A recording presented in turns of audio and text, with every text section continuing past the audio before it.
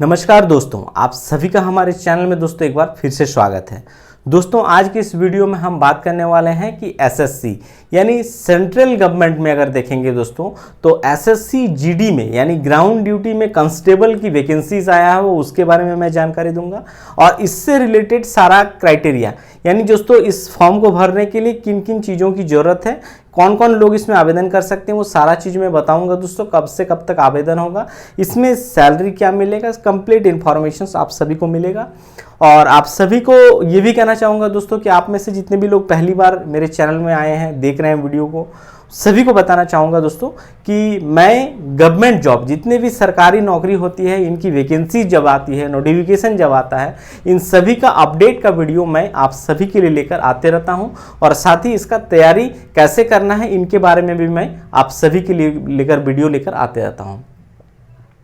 तो जो भी लोग हैं दोस्तों अपडेट रहना चाहते हैं तो चैनल को जरूर सब्सक्राइब करिएगा, लाइक शेयर जरूर करिएगा। चलिए वीडियो की शुरुआत करते हैं और देखते हैं।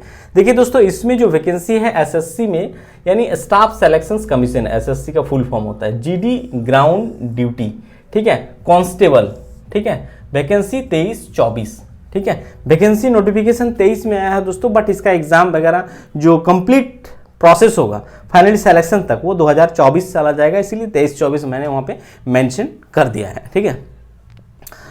अब देखिए दोस्तों, वैकेंसी जो है वो कितना है, 26,000 पदों की वैकेंसीज है, 26,146 पदों की वैकेंसीज है। और ये वैकेंसी किस में है, मिनिस्ट्री ऑफ होम अफेयर्स यानी गृह मंत्रालय के अधीन जितने भी पैरामिलिट्री फोर्सेस होते हैं, ठीक है। हालांकि इन सभी का नाम भी मैं दिया हूं, बता भी दूंगा। पैरामिलिट्री फोर्स जो अर्धसैनिक बल जिसको कहते हैं, में जो कांस्टेबल की वैकेंसी है उसी का वैकेंसी आया है कांस्टेबल से संबंधित, जिसमें से अगर देखेंगे तो ये सारा पैरामिलिट्री फोर्स कहा जाता है, इसी को अर्धसैनिक बल भी कहा जाता है, जो गृह मंत्रालय के अधीन आता है। ये सारे यानी सेंट्रल गवर्नमेंट का जॉब है, ठीक है, जिसमें से देख सकते हैं बीएसएफ, सीआईएसएफ, ठीक है, सीआरपीएफ, ये सब आप लोग देखे भी होंगे, ठीक है, एसएसबी, ठीक है, आईटीबीपी, एआर कहने का दोस्तों मतलब है असम राइफल, ठीक है, और एसएसएफ, ठीक है, ये सारे तो ये सारे हैं। अब इसमें कितनी किस्में वैकेंसीज है आप यहाँ पे देख सकते हैं। बीएसएफ की बात करूं तो आप देख सकते हैं बीएसएफ में जो टोटल वैकेंसीज है दोस्तों 6,174 पदों की वैकेंसीज बीएसएफ में है।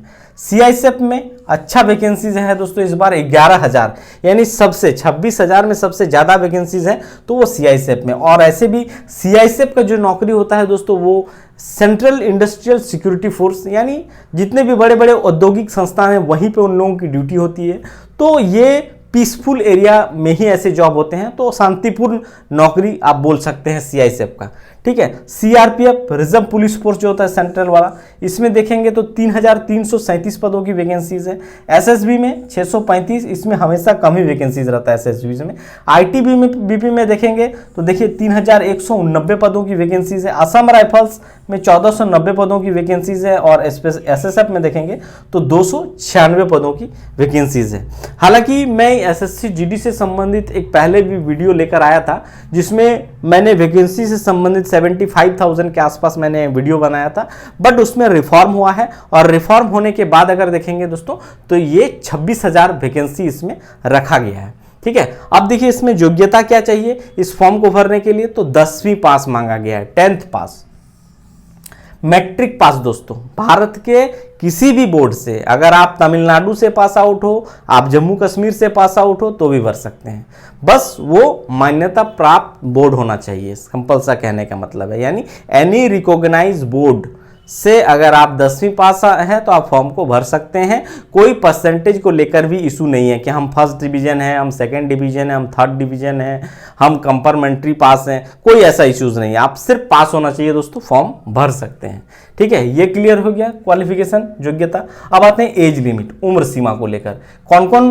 उम्र के लोग इसमें भर सकते हैं। तो यहाँ पे फॉर्म में नोटिफिकेशन में एक चीज दिया हुआ है दोस्तों, 1/1/2024 यानी 1 जनवरी 2024 इसको एज कट ऑफ डेट रखा गया है। यानी इस डेट तक जो एज काउंट होता है उसमें 2001-1-2024 तक आपका न्यूनतम कम से कम 18 वर्ष आपका उम्र हो जाना चाहिए और मैक्सिमम जो है दोस्तों इस डेट तक 23 वर्ष को क्रॉस नहीं करना चाहिए। यानी 22 वर्ष 364 दिन है तो भी चलेगा, ठीक है। बट यानी अगर देखेंगे तो उम्र आपका 18 से 23 वर्ष के बीच जिनका उम्र है वही लोग इसमें आवेदन करेंगे, ठीक है। और एग्जाम फी, अब आते हैं परीक्षा शुल्क के बारे में। तो परीक्षा शुल्क जो रखा गया है दोस्तों, देख सकते हैं जनरल, ओबीसी और ईडब्ल्यूएस कैटेगरी को परीक्षा शुल्क 100 रुपया लगेगा। SC ST के लिए 0, यहाँ पे कोई परीक्षा शुल्क नहीं रखा गया है। और साथ ही महिला अभ्यर्थी यानी ऑल फीमेल कैटेगरी, जितने भी महिला अभ्यर्थी है चाहे आप किसी भी कैटेगरी से हो, वहाँ पे भी कोई परीक्षा शुल्क आपको देना नहीं है, सिर्फ फॉर्म आपको भरना है, आवेदन करना है। अब देखिए कि इसके लिए जो फॉर्म आवेदन शुरू होगा वो ऑनलाइन आवेदन इसका शुरू हो चुका है। 24 नवंबर से 31 दिसंबर तक चलेगा। 24 नवंबर से 31 दिसंबर, याद रखिएगा। अब कुछ लोग ये भी सोच रहे हैं कि इसमें सैलरी क्या मिलेगा, वेतन, ये सब क्या क्या होता है। तो देखिए दोस्तों, ये जो जॉब है ये कांस्टेबल में GD की जॉब है और इसमें आपका जो सैलरी है वो लेवल 3 में रखा गया है। इसीलिए मैंने यहाँ पे देखिए कोना में मैंने लिख दिया है, लेवल 3 का है दोस्तों। और इसमें जो आपका बेसिक है देख सकते हैं 21,700 आपका बेसिक है, ठीक है। 21,700 से लेकर 69,100। अब देखिए इसमें मिलेगा कितना, आप कंफ्यूज हैं।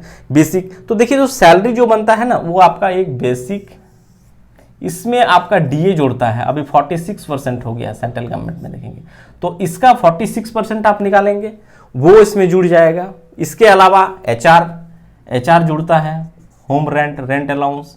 इसके अलावा आपका जुड़ेगा जैसे बहुत जगह TA मिलेगा, ठीक है, प्लस मेडिकल मिलेगा। तो कई सारा चीज़ें जुड़ता है दोस्तों, ठीक है। और ये सब पैरामिलिट्री फोर्सेस हैं, तो एक्स्ट्रा अगर सेंसिटिव एरिया है वहाँ पे कुछ और आपको अलग से एक्स्ट्रा पैसा भी उसके लिए पे किया जाता है। तो कुल मिलाकर अगर देखेंगे तो शुरुआत जो करेंगे दोस्तों, आराम से आप 38 से लेकर 40,000 के आसपास इन हैंड सैलरी आपको मिलेगा शुरुआत में, ठीक है। ये रहा। अब आते हैं इसका फिजिकल एलिजिबिलिटी। इसमें क्या आपका शारीरिक मतलब दक्षता होनी चाहिए, यानी इसमें कौन कौन लोग आवेदन कर सकते हैं। चूंकि पैरामिलिट्री फोर्सेस की वैकेंसीज है तो इसमें कुछ चीज़ मैंडेटरी किया है, हाइट, चेस्ट और रनिंग तो खैर प्रैक्टिस की चीज़ है, आप प्रैक्टिस करके कर सकते हैं। बट कुछ चीज़ें आप नहीं बढ़ा सकते हैं, जैसे हाइट जो है नॉर्मली आप आसानी से तुरंत नहीं ग्रो कर सकते हैं, तो ये भी चीज़ दिया हुआ है, तो इसको भी ध्यान में रखिएगा। देखिए कैटेगरी के हिसाब से मैंने यहाँ पे लिखा है। चलिए पहले मेल डिस्कस करते हैं फिर फीमेल डिस्कस करेंगे, ठीक है। अब देखिए मेल कैटेगरी के लिए, मेल में दोस्तों दिया है कि मेल में जो जनरल कैटेगरी, ओबीसी कैटेगरी और एससी कैटेगरी से अगर आप आते हैं, एससी कैटेगरी देखिए एसटी के अलग से दिया हुआ है, तो इनके लिए जो ऊंचाई चाहिए वो है 170 सीएमएस मतलब सेंटीमीटर्स में, ठीक है। वहीं पे अगर आप आते हैं इसका सीना में, इन्हीं में से मेल में जनरल, ओबीसी और एससी में सीना तो 80 से 85 सीएमएस दिया हुआ है, यानी आप न्यूनतम जो होता है बिना फुलाए 80 और फुलाने के बाद 85 मिनिमम आपका आना चाहिए, ठीक है। दौड़ की बात करें तो दोस्तों 5 किलोमीटर का रनिंग होगा और आपको 24 मिनट में ये दौड़ कंप्लीट करना होगा, ठीक है। 5 किलोमीटर 24 मिनट में। अब आता है मेल में एसटी के लिए हाइट थोड़ा कम दिया गया है। इसके अलावा जो लद्दाख रीजन से आते हैं वहां पे भी ये दिया जाएगा। और एक चीज मैं यहाँ पे मेंशन करने भूल गया दोस्तों, एज लिमिट में 18 से 23 वर्ष दिया हुआ है, बट इसमें एज रिलैक्सेशन का रूल्स लागू है, यानी ओबीसी कैटेगरी है तो 3 साल आपको एक्स्ट्रा मिल जाएगा, यानी अगर देखेंगे तो 18 से यहाँ से 26 वर्ष तक, ठीक है। और वहीं पे एससी एसटी के लिए 5 इयर्स एक्स्ट्रा मिल जाएगा, यानी 23 और 5 उसमें बढ़ा देंगे तो 28। इस बात को ध्यान रखिएगा, as relaxation as per rules जो है वो यहाँ पे आपको मिलेगा, लागू होगा, ठीक है। अब मेल एसटी में अगर देखेंगे तो देखिए 162.5 सीएमएस दिया है, चेस्ट एक्सपेंशन 76 से 80 दिया है और रनिंग यहाँ पे भी सेम रखा गया है। महिलाओं के लिए हाइट की बात करें तो जनरल, ओबीसी और एससी कैटेगरी में देखेंगे तो 157 सेंटीमीटर रखा गया है। ये सीना की माप नहीं होगा इन लोगों का। दौड़ की बात करें तो 1.6 किलोमीटर दौड़ना है दोस्तों, 8 मिनट 50 सेकेंड में आपको ये कंप्लीट करना है। 8 मिनट 50 सेकेंड में 1.6 किलोमीटर। फीमेल एसटी में चल जाएंगे तो देखिए यहाँ पे हाइट और थोड़ा कम किया गया है, 150 सेंटीमीटर रखा गया है और दौड़ जो है दौड़ सेम है दोनों में। तो ये रहा दोस्तों इस फॉर्म को भरने के लिए मिनिमम योग्यता, चाहे वो शारीरिक हो चाहे वो आपका मतलब क्वालिफिकेशन रिलेटेड हो वो बता दिए। इसके अलावा जो इसका एग्जाम होगा दोस्तों, सिलेक्शंस जो होगा वो बेसिकली आपका 4 स्टेज से गुजरना पड़ेगा। 4 स्टेज क्या क्या है वो भी मैं यहाँ पे थोड़ा सा बता दे रहा हूँ। एक अलग वीडियो में बनाऊंगा जिसमें आपका सिलेबस से रिलेटेड क्या पढ़ना है, कैसे करना है, सारा चीज मैं बताऊंगा। 4 स्टेज क्या है? पहला आपका स्टेज है CBT, कंप्यूटर बेस्ड टेस्ट होगा पहला, ठीक है। दूसरा आपका होगा PST कहने का मतलब है दोस्तों फिजिकल स्टैंडर्ड टेस्ट। जैसा मैंने आप ये चीज बताया, सीना और हाइट ये सब मापा जाएगा। जो लोग मतलब रिटन एग्जाम क्वालिफाई करेगा उन लोगों को बुलाया जाएगा PST के लिए। PST में हाइट वगैरह मापा जाएगा। अगर आप वहां पे भी पास कर जाते हैं तो आप चले जाएंगे तीसरा स्टेज PET यानी फिजिकल एफिशिएंसी टेस्ट। क्या है ये? दौड़। यहां पे जाएंगे। यहां पे अगर आप पास करते हैं तो देन आप मेडिकल में आप जाएंगे। तो ये रहेगा सिलेक्शंस का प्रोसेस। इसका मैं एक अलग से वीडियो बनाऊंगा जिसमें से खासकर CBT एग्जाम जो होगा उसके बारे में मैं डिस्कस कर दूंगा। इंपॉर्टेंट बुक भी आपको सजेस्ट कर दूंगा। साथ ही PST में जो स्टैंडर्ड टेस्ट, हालांकि वो मैं डिस्कस कर ही दिया हूँ, फिजिकल एफिशिएंसी टेस्ट के बारे में बता ही चुका हूँ। मेडिकल में किन किन चीज़ों का परीक्षण किया जाएगा वो मैं एक बार अलग से बना दूंगा। ये वीडियो और ये जानकारी दोस्तों आप सभी को अच्छा लगा हो और इस प्रकार के और भी जितने भी गवर्नमेंट जॉब आते हैं अगर उनसे अपडेट रहना चाहते हैं तो चैनल को सब्सक्राइब, लाइक, शेयर जरूर करिएगा। Thank you.